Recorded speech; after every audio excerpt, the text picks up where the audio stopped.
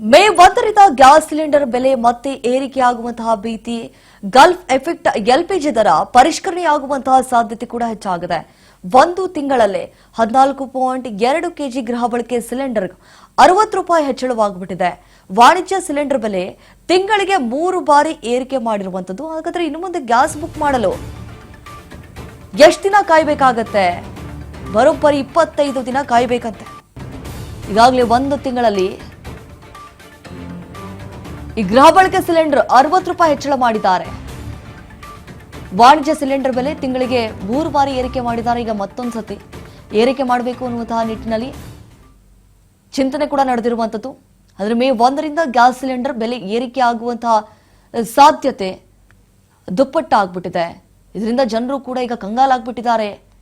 ಹಿಂದೆ ಇರುವಂತಹ ದರವನ್ನ ನಮಗೆ ಕಟ್ಟಕ್ಕಾಗ್ತಾ ಇರಲಿಲ್ಲ, ಅಂಥದ್ರಲ್ಲಿ ತಿಂಗಳಿಗೆ 3 ಸತಿ ಇದೇ ರೀತಿಯಾಗಿ ಏರಿಕೆ ಮಾಡ್ತಾ ಹೋಗ್ಬಿಟ್ರೆ ನಮ್ಮ ಜೀವನ ಹೆಂಗೆ ಅಂತ ಹೇಳಿ ಬರೋಬ್ಬರಿ 60 ರೂಪಾಯಿ ಹೆಚ್ಚಳ ಮಾಡಿದ್ದಾರೆ.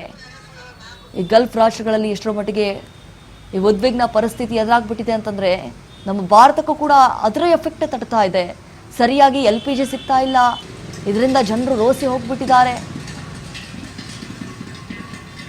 ಹಿಂದೆ ಬುಕ್ ಮಾಡಿದ ನೆಕ್ಸ್ಟ್ ದಿನಾನೇ ಬಂದ್ಬಿಡ್ತಾ ಇತ್ತು, ಆದ್ರೆ ಹಿಂದೆ 25 ದಿನ ಕಾಯಬೇಕಾದಂತಹ ಪರಿಸ್ಥಿತಿ. ನಗರ ಪ್ರದೇಶದಲ್ಲಿ ಬುಕ್ಕಿಂಗ್ ಅವಧಿ 21ರಿಂದ 25 ದಿನಕ್ಕೆ ಈಗಾಗಲೇ ಏರಿಕೆ ಮಾಡಿದ್ದಾರೆ. ಗಲ್ಫ್ ಎಫೆಕ್ಟ್ LPG ದರ ಪರಿಷ್ಕರಣೆ ಆಗುವಂತಹ ಸಾಧ್ಯತೆ ಕೂಡ ಹೆಚ್ಚಾಗಿರುವಂತದ್ದು.